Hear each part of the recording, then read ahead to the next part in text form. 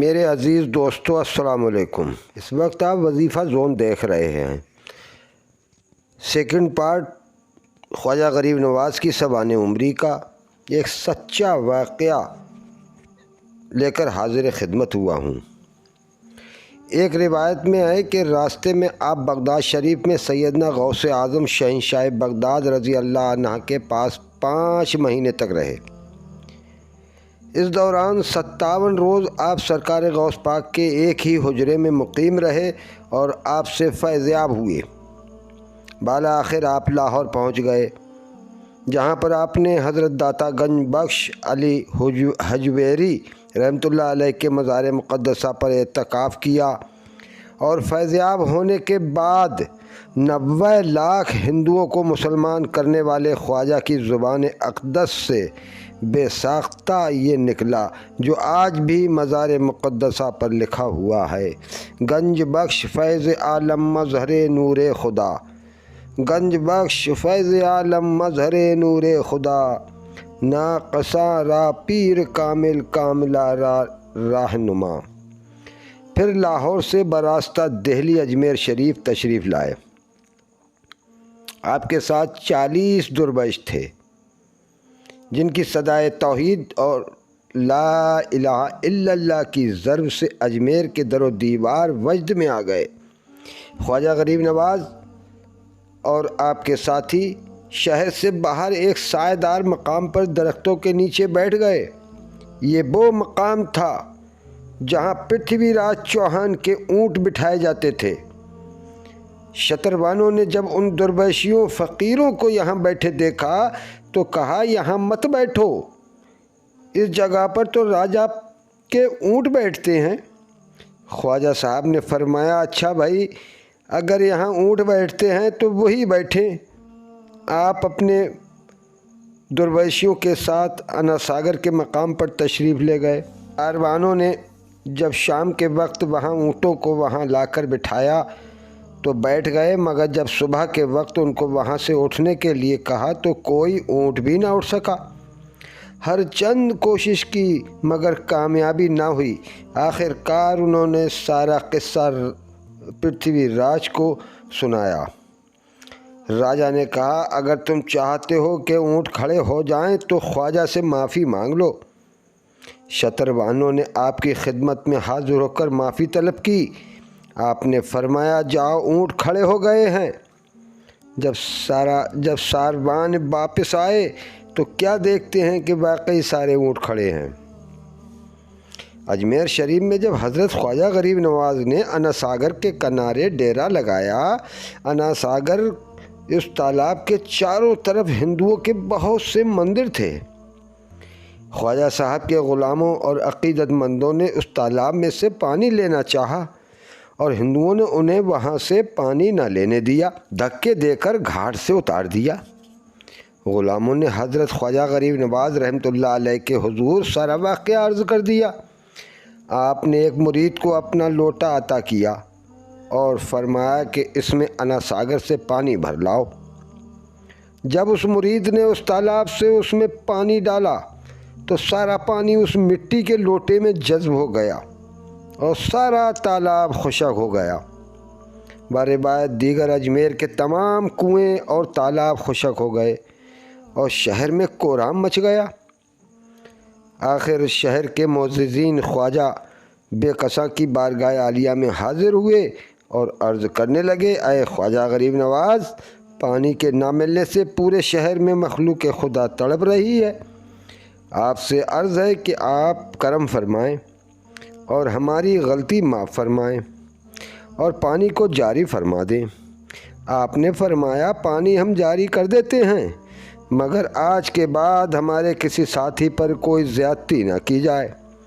پھر آپ نے اپنے مرید سے فرمایا کہ جاؤ، یہ لوٹا لے جاؤ اور اسی تالاب میں پانی اڈیلاؤ۔ خواجہ خواجگان حضرت غریب نواز کی تبلیغ سعید کی برکت سے اجمیر شریف میں 400 لا الہ الا اللہ محمد الرسول اللہ کی صدائیں بلند ہونے لگیں۔ کفر کے کھنڈرات اسلام کے گلشن میں تبدیل ہونا شروع ہو گئے کہ کفر، شرک، ضلالت کے اندھیروں میں اسلام کی شمع روشن ہونے لگی۔ پرتھوی راج چوہان جو وہاں کا راجا تھا، وہ ان حالات میں بڑا پریشان ہوا کہ اگر یہی عالم رہا تو وہ دن دور نہیں کہ یہاں اس درویش و صفا کا ہی سکہ چلے گا، ہمیں یہاں کون پوچھے گا۔ راجا پرتھوی راج نے آپ کے کمالات، تصرفات و کرامات کو بھی سنا تھا، مگر اس کوتا نظر اس تاجدار ولایت کی حقیقت کو نہ سمجھ سکی۔ اس نے خیال کیا یہ درویش جادو کے زور سے لوگوں کو اپنے قریب کیے جا رہا ہے، صنم خانوں سے نکال کر لا الہ الا اللہ کا درس دے رہا ہے۔ اس نے فیصلہ کیا کہ درویش کو زیر کرنے کا صرف یہی طریقہ ہو سکتا ہے کہ ملک کے نامور جادوگر جوگی جے پال کو بلایا جائے۔ وہ اپنے ساحرانہ یعنی کہ جادو کے کمال سے اس درویش کو زیر کر دے گا، ہرا دے گا۔ پرتھوی راج نے جوگی جے پال کو اپنے دربار میں بلایا اور خواجہ غریب نواز کے حالات سے اسے آگاہ کیا۔ جوگی جے پال نے جب تمام قصہ سنا تو فوراً اپنے سینکڑوں شاگردوں کے ساتھ اجمیر شریف پہنچا۔ جوگی جے پال اپنے ساحرانہ کمالات پر بڑا نازاں تھا۔ وہ چند غریب الوطن اور بظاہر بے سر و سامان جو کہ بباطن سلطان جہاں تھے، فقیروں کو اپنی نظر میں کیا سمجھ سکتا تھا۔ وہ اپنے تمام شاگردوں کے ساتھ اپنے ساحرانہ طریقے سے خواجہ غریب نواز کے پاس آیا۔ تمام جادوگر شیروں پر سوار تھے، ہاتھوں میں آگ اگلنے والے سانپ تھے۔ زمین ان کے اس دہشت خیز حملے سے لرز رہی تھی۔ ساری فضا میں ایک ہولناک طوفان برپا تھا۔ حضرت خواجہ معین الدین چشتی اجمیری رحمۃ اللہ علیہ نے جب ان ساحروں کا یہ طوفان بدتمیزی دیکھا تو اپنے اور اپنے رفقا یعنی کہ اپنے ساتھیوں کے ارد گرد ایک دائرہ کھینچ دیا۔ آپ اس کے رفقا ان ساحروں کے شر سے محفوظ مامون رہے، اور اس کے بعد آپ نے ان ساحروں سے فرمایا، جاؤ درویشیوں کو تنگ نہ کرو اور ہمارے سکون میں خلل نہ ڈالو۔ جادوگروں نے یہ سنا اور شر انگیزی میں مصروف ہو گئے۔ آخرکار خواجہ ہند ولی نے ایک مٹھی خاک کی زمین سے اٹھائی اور ان پر پھینک دی۔ ان کا جادو آنن فانن میں ختم ہو گیا، نہ کوئی شیر رہا نہ سانپ۔ جادوگر حیرت زدہ ہو گئے، انہیں معلوم نہیں تھا کہ جادو اور ہے اور کرامت اور ہے۔ یہ وہ اللہ کے ولی ہیں جادوگر خواجہ غریب نواز کے سامنے بے بس ہو کر رہ گئے۔ آخرکار جوگی جے پال نے اپنے ساحرانہ کمال سے ہوا میں اڑنا شروع کر دیا۔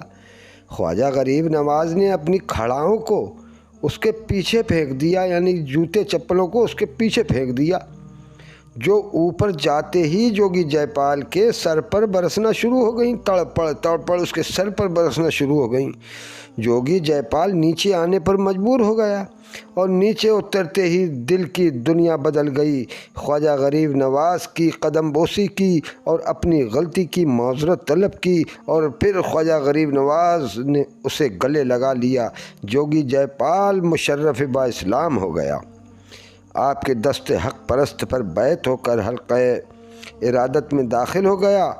پھر ساتھ ہی اس کے سینکڑوں شاگرد دولت اسلام سے مالا مال ہو گئے۔ حضرت میاں محمد رحمۃ اللہ علیہ فرماتے ہیں، مرد ملے تو درد نہ چھوڑے، او گندے گن کردہ کامل مرد محمد بخشا لال بنانے پتھر دا۔ ایک دن سرکار غریب نواز رحمۃ اللہ علیہ کے حضور ایک مرید با چشم گریواں حاضر ہوا اور عرض کرنے لگا، حضور شہر کے حاکم نے مجھے بلا وجہ شہر سے نکل جانے کا حکم دے دیا ہے اور میں بہت پریشان ہوں۔ حضرت نے فرمایا، میں شہر کے حاکم کو تو نہیں جانتا، نہ ہی مجھے یہ علم ہے کہ تجھے کیوں نکالا گیا ہے۔ میں تو یہ جانتا ہوں کہ وہ اب اس دنیا میں نہیں ہے۔ وہ مرید جب واپس اپنے شہر گیا تو شہر سے باہر ہی تھا کہ لوگوں نے بتایا حاکم مر چکا ہے۔ مدد کو رحمت پروردگار آتی ہے، پکارتا ہے اگر کوئی یا غریب نواز۔ سلطان شمس الدین التمش کو حضرت خواجہ غریب نواز رحمۃ اللہ علیہ کے خلیفہ حضرت بختیار کاکی رحمۃ اللہ علیہ سے بڑی عقیدت و محبت رکھتے تھے۔ کئی بد باطن لوگوں کو یہ بات بڑی ناگوار تھی۔ وہ ہر وقت موقع کی تلاش میں رہتے تاکہ کسی نہ کسی طریقے سے سلطان شمس الدین التمش کی عقیدت محبت حضرت بختیار کاکی رحمۃ اللہ علیہ سے ختم ہو جائے۔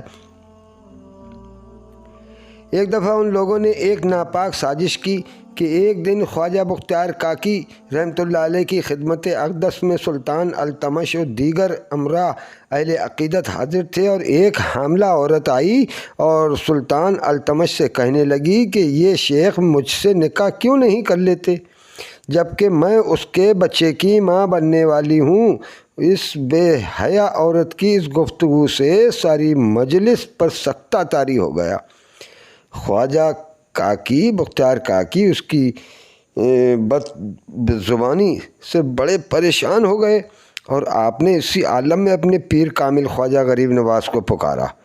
کیا دیکھتے ہیں کہ اسی وقت سرکار غریب نواز تشریف لے آئے ہیں اور اس بے حیا عورت کی طرف مخاطب ہو کر فرما رہے ہیں، اے روسیہ عورت، کیوں خدا کے پاک باز بندے پر جھوٹی تہمت لگاتی ہے؟